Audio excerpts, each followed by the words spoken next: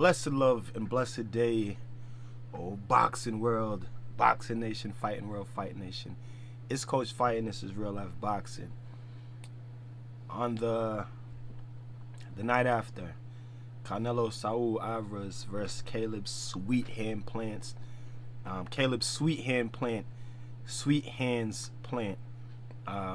Obviously, Canelo won the fight by an 11th round stoppage.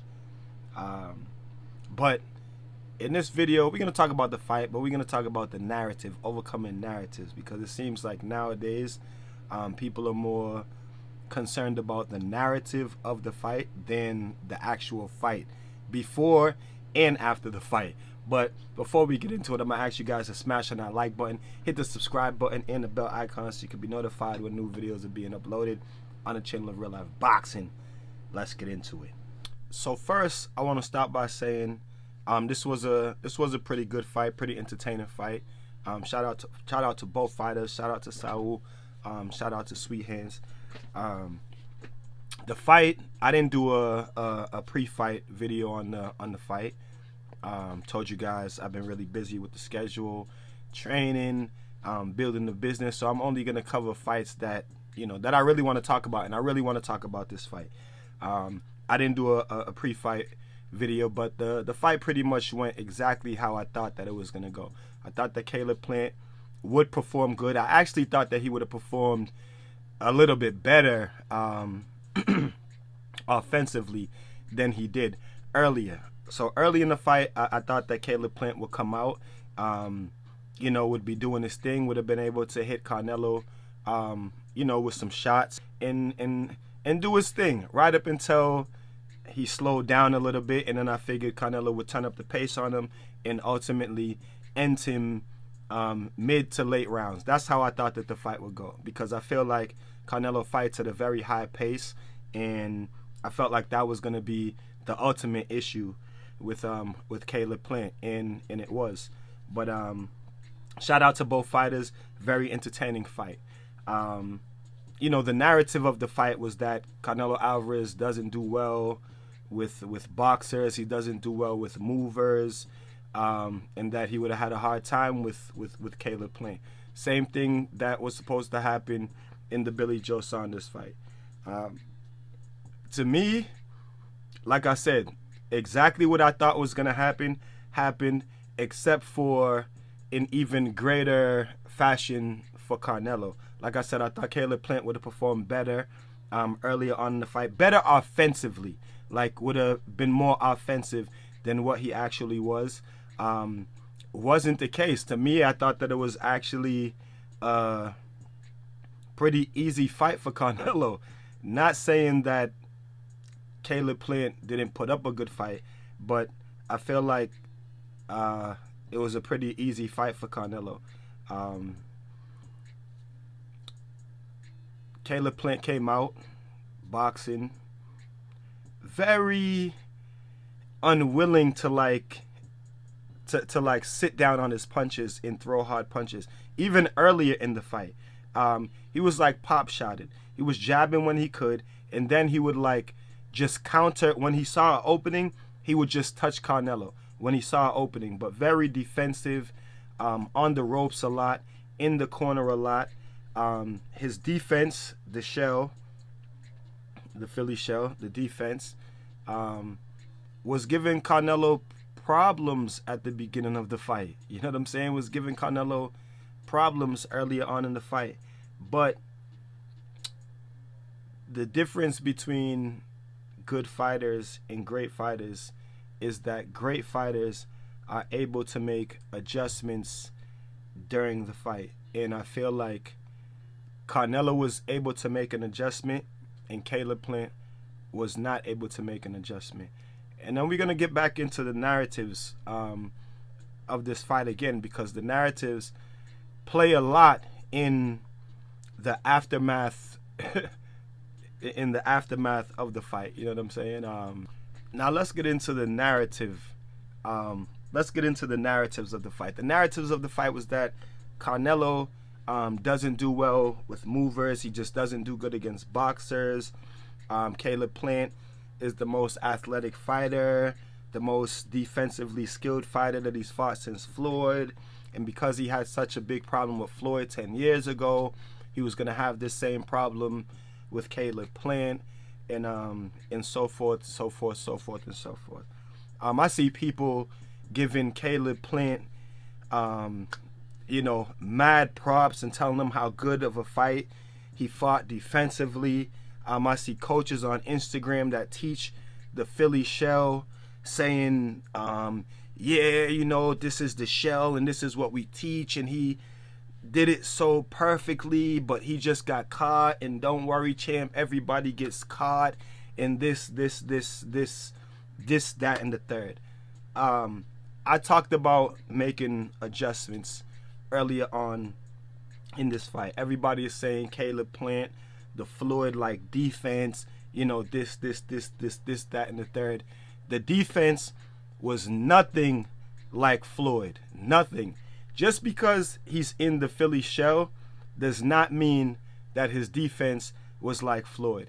Just because somebody fights in the conventional hands up, like this defense, doesn't mean that their defense was as good as Winky Wright's defense with his high, tight guard, okay? Just because he was in the Philly shell does not mean that the defense was Floyd-esque.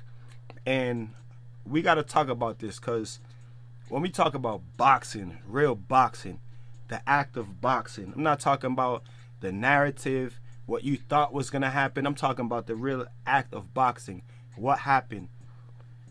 The defense, the shell defense, you know what I mean? Caleb Plant, he does it well, gave Canelo problems, had the right side locked off, gave Canelo problems early on in the fight, landing his left hook to the body, landing it upstairs.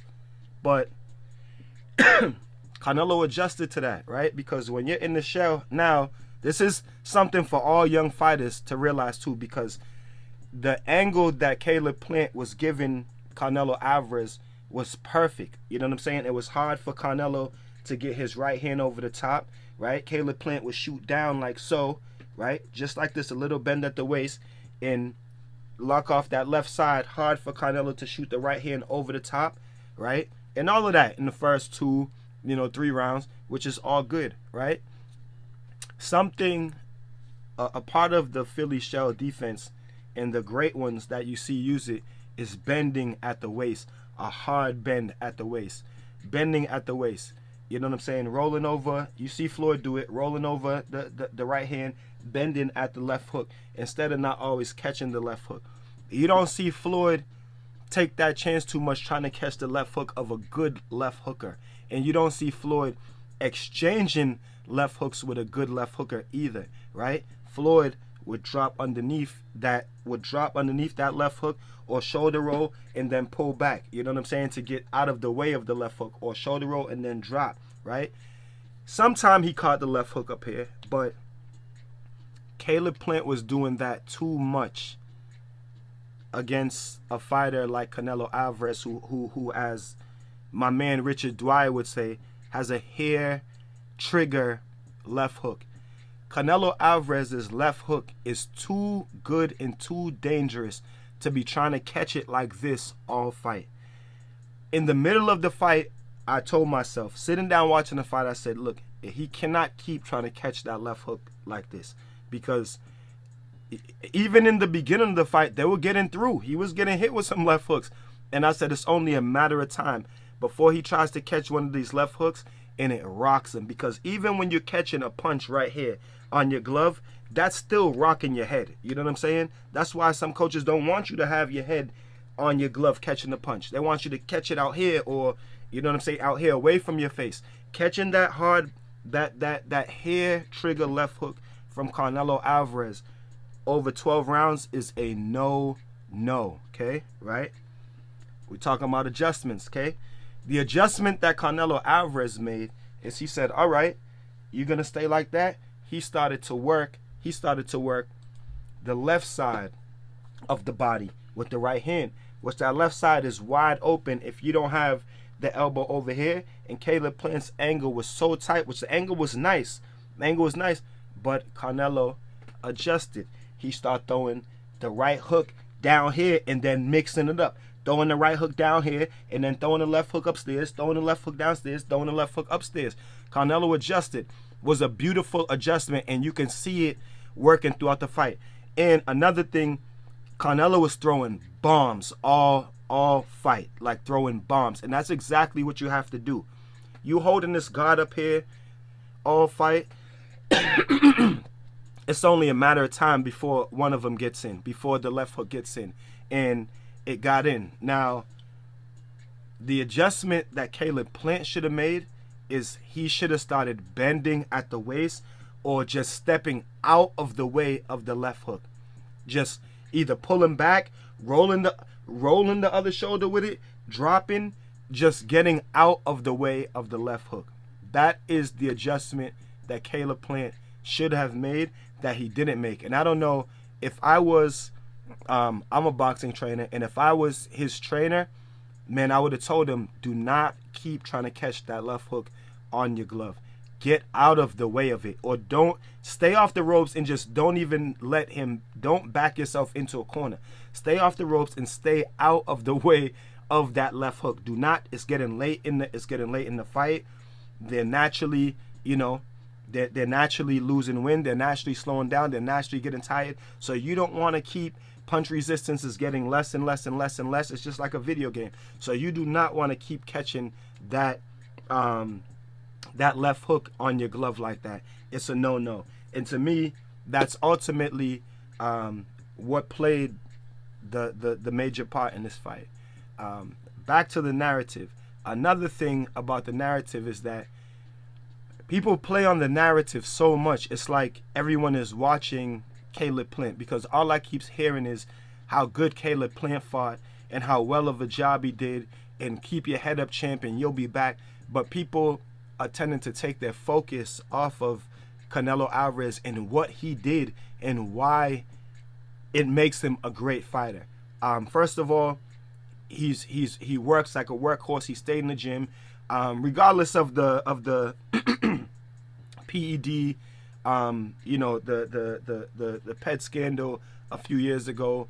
Did his suspension, did his time, but you follow him on IG, you follow him on his social media, you know that he works crazy hard and always trying to improve his craft, and the man has. So I feel like, with the narrative being so much on what Caleb Plant was going to do and what Canelo Alvarez couldn't do, now that he did it, is the narrative still he has problems with movers? I mean, he knocked out Billy Joe Saunders, and he knocked out Caleb Plant. Another thing is the people who say that Caleb Plant was cleanly winning the fight and outboxing Canelo Alvarez. I don't understand how, this is from years past. I can't understand how you can be outboxing someone, but they're landing more punches than you are. More power punches too at that. You cannot be outboxing someone and they're landing more punches than you. That doesn't make sense. If you're outboxing someone, you remember boxing is hit and not get hit, but hit and not get hit with the big shots. If you're outboxing someone, they cannot be leading the punch stats, especially in punches landed. That doesn't make sense. That means that you're not outboxing them. If they're, I don't care how good you look, like your shell, your movement, that doesn't matter. If they're landing more punches on you than you're landing on them, then you cannot be outboxing them. You know what I'm saying? Like, I don't understand that. The people who say Caleb Plant was winning the fight before the knockout, like, winning the fight based on what?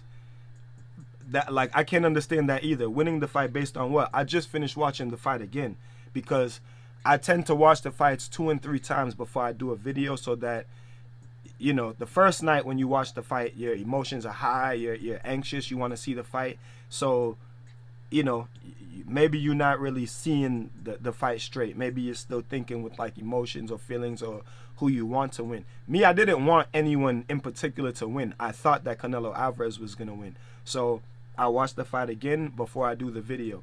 I still, watching the fight, like I literally cannot give Caleb Plant like more than 4 rounds.